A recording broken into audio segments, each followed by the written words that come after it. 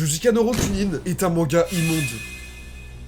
Uruma n'était qu'un enfant lorsqu'il a été confronté aux pires abominations que l'homme est capable de commettre. Séquestration, viol, meurtre. Ses bourreaux l'ont amené dans un enfer dont il ne pourra plus jamais s'échapper. Mais vous savez, les actes ont toujours un prix. Oui, les actes ont toujours un prix.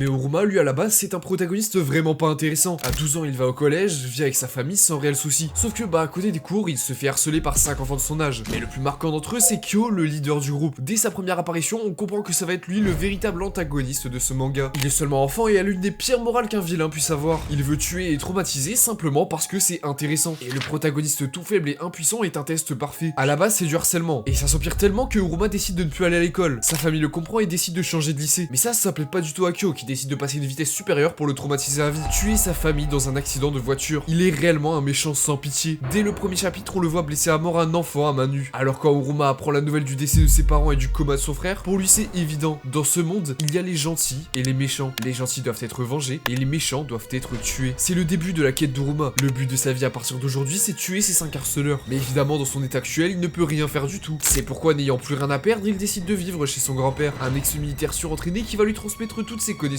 au combat. Et je sais pas si vous avez remarqué, mais l'auteur adore faire des gros plans sur les yeux des personnages. Quand on regarde ceux de son grand-père, c'est les mêmes que ceux de Kyo. Ils ont le regard de quelqu'un qui n'a pas peur de tuer. Et Uruma, lui, il a perdu toute la lumière qu'il y avait dans ses pupilles. C'est le début d'un cycle de haine sans fin pour le protagoniste. Car après 4 ans passés avec son grand-père à s'entraîner, il est enfin temps pour lui de voir s'il est capable de tuer quelqu'un. Et l'opportunité parfaite pour lui se présente lorsqu'il sauve sa camarade d'un pervers qui a tenté de la violer. Et là, je vous laisse constater par vous-même le regard qu'il a sur cette planche. Il vient tout juste de passer le point de non-retour. Et quand on y pense, son grand-père c'est quand même un mec louche. À quel moment tu pousses son petit-fils traumatisé à poursuivre la voie du meurtre? Pour le coup, il a même pas cherché à convaincre Uruma, mais l'a guidé comme si c'était évident. Il a littéralement remplacé son deuil par de la vengeance. Dans tous les cas, ça semble trop tard pour Uruma qui a déjà tracé le portrait de ses 5 cibles: Hiro, Katsumi, Yuga, Daichi et Kyo. Chacun d'entre eux est dérangé à sa manière et la première étape du parcours d'Uruma va être de les éliminer un par un. Le premier d'entre eux sur la liste, c'est Katsumi, un type qui est obsédé par la souffrance animale. C'est lui qui a tué le chat d'Uruma quand il était enfant. Alors ok, c'est un enfoiré, mais à ce moment-là du manga, il se passe un truc de fou. Après 3 ans d'absence, il est revenu vers Uruma et s'est excusé en pleurant pour tout ce qu'il a fait. Et pour la première fois depuis longtemps, notre protagoniste ressent sincèrement de la compassion et a 2 doigts de le pardonner. Sauf que dans cet univers de malade qu'est Jujika Rokunin, même si tu regardes des 2 côtés de la route avant de traverser,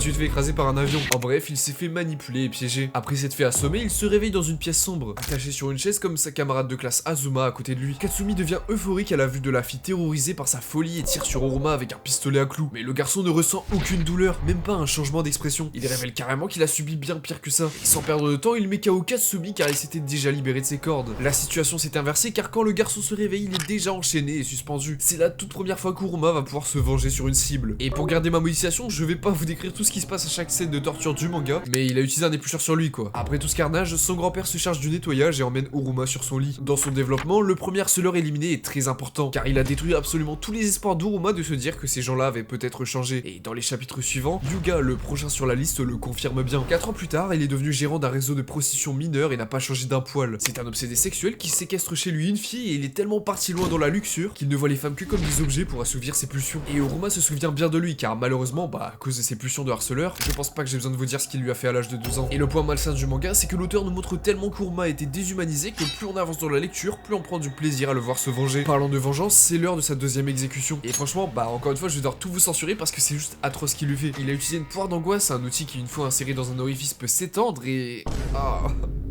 bref, il est mort. À partir de ce moment-là, on est vraiment impliqué émotionnellement dans les meurtres d'Uruma, car on est convaincu que son parcours est une véritable justice. Sauf que en les torturant finalement, est-ce qu'il vaut vraiment mieux qu'eux? Le 3e sur la liste n'est autre que Hiro. Et là, ça va vraiment dans tous les sens. Avant qu'Uruma s'occupe de lui, il faut revenir un peu en arrière. Il fait la rencontre d'une fille nommée Kaname à qui il va s'attacher et passer du temps avec. Le jour où il a prévu d'assassiner Hiro, il devra jouer une pièce de théâtre avec sa classe. Et il joue même un rôle principal avec son ami. Du coup, ce qui est cool, c'est de voir que ça donne un peu de joie dans la vie d'Uruma, puisque c'est une véritable pause dans sa quête de vengeance. Sauf que évidemment, vous commencez à comprendre que dans ce manga, tout ce qui semble un peu trop beau pour être vrai, n'est pas vrai.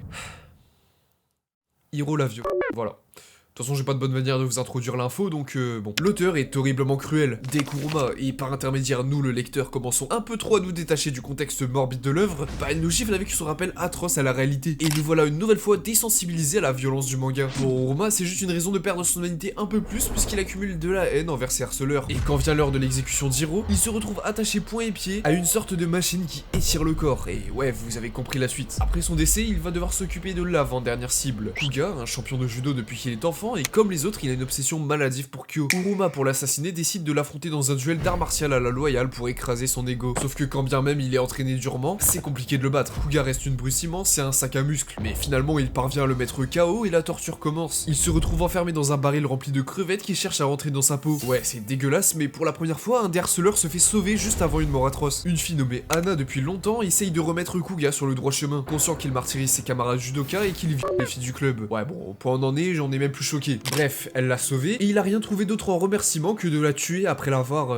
Ah, l'auteur a un vrai souci, je vous jure. Uruma, furieux de voir ça, explose de rage et prend une brique avant de terminer le travail au sol. Sauf qu'il y a quelque chose que je vous ai pas encore dit. Depuis le premier meurtre, étant donné qu'il a un passé particulier avec ces 5 là, bah il fait partie des suspects potentiels. Et quand le chef de section Anzai surprend Uruma en plein acte, il se voit contraint de supprimer le témoin. Jusqu'à là, Uruma a parfois impliqué des innocents dans ses histoires, mais c'est la première fois qu'il en a tué un de ses mains. Il est rempli de regrets et à ce moment-là, il pense sincèrement qu'il ne vaut pas mieux que ses harceleurs. C'est une réflexion qu'il continuera de pousser. Peu de temps après les événements, il va coucher avec Kaname juste pour assouvir ses désirs. Et quand bien même c'est consenti, pas comme littéralement 99% des autres scènes du manga, bah il a pas l'impression d'être tant que ça une meilleure personne que ses bourreaux. Et c'est pas si faux que ça au fond. Alors je sais ce que vous allez me dire. Si Uruma fait tout ça, c'est parce qu'il est brisé et que c'est eux qui ont tué sa famille. Certes, mais au fond, est-ce que ça rend Uruma meilleur d'avoir tourné toutes ces dernières années autour de la colère? De toute façon, comme dit pour lui, tout ce qu'il attend, c'est le cycle infernal de la haine. Et vu les prochains événements, ça va pas s'améliorer. Car là, on s'apprête à rentrer dans la partie la plus atroce et de très loin de tout le manga. Uruma parvient finalement à retrouver Kyo dans un bâtiment où il retient captif son frère qui est toujours dans un état végétatif. Sauf qu'il ne peut rien faire car la dernière des cibles est la plus cruelle de toutes. Actuellement, il domine le plateau avec la vie de tous les proches d'Uruma en jeu. Le pire, c'est qu'il est entouré de 5 gardes d'élite qui le rendent intouchable. Pour tenter de sauver leur vie, il doit jouer à un jeu de pierre-feuille-ciseaux avec le frère de Kaname. Sauf que à chaque défaite, on entend un bruit étrange de scie qui provient de derrière un rideau. Et au bout de plusieurs manches, on se rend compte que c'était malheureusement les membres de Kaname qui ont été découpés. Et c'est que le début du cauchemar quand ses proches tombent peu à peu. Son grand-père dans un sacrifice en vain, son petit frère planté par Kyo, c'en est trop. Uruma est plongé dans une rage noire. Quand il se relève, il déchire littéralement le visage d'un sbire à main nue. Il les met tous KO avant de toucher Kyo au couteau. Mais c'est trop tard, la police est déjà arrivée. Le jugement tombe et il va devoir purger une peine de 5 ans de prison. Et pourtant, même derrière les barreaux, il cherche à devenir encore plus fort, convaincu que sa faiblesse est la raison de pourquoi ses proches sont décédés.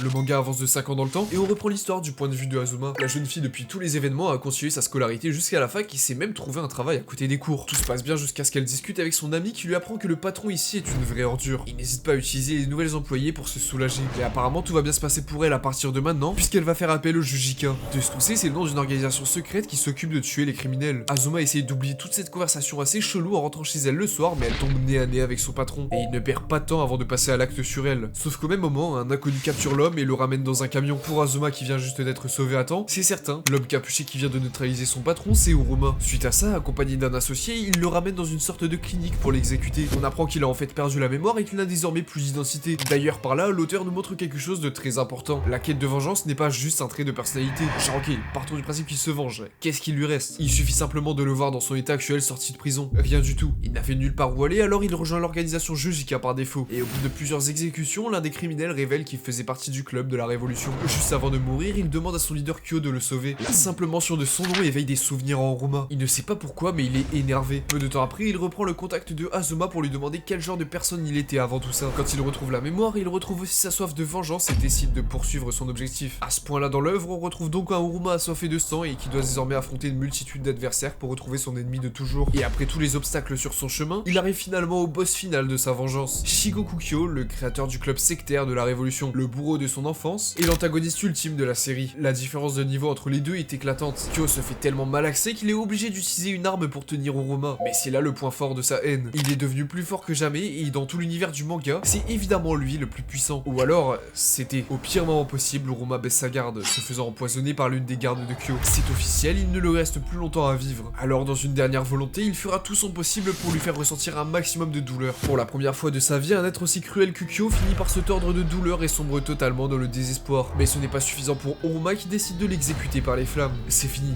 Kyo est décédé. Uruma a accompli son objectif, sa vengeance est terminée. Pour lui, cette fin est sincèrement heureuse. Malgré tous les torts qu'il a causés à des innocents, malgré les horreurs qu'il aura traversées, il meurt avec ses amis main dans la main. Et au fond, on a tous souhaité que Uruma finisse heureux, mais est-ce que c'est vraiment une si bonne fin que ça? Personnellement, j'y crois pas trop, car dans le tout dernier chapitre, on voit les proches d'Uruma décédés tous se rendre au paradis, conscient lui-même qu'il ne pourra pas les rejoindre. Pire que ça, il emprunte la même route de l'enfer que ses bourreaux, en devenant un monstre tout autant que ceux qu'il détestait avant. Franchement, cette fin est quand même assez amère. Le manga ne dénonce pas forcément la vengeance comme étant quelque chose de mal, mais il nous montre plutôt ce qu'elle donne quand elle est poussée trop loin, quand elle n'est plus contrôlée et qu'elle devient une raison de vivre. Et finalement, quand on regarde Uruma, il est devenu l'un des protagonistes de manga les plus cruels jamais écrits.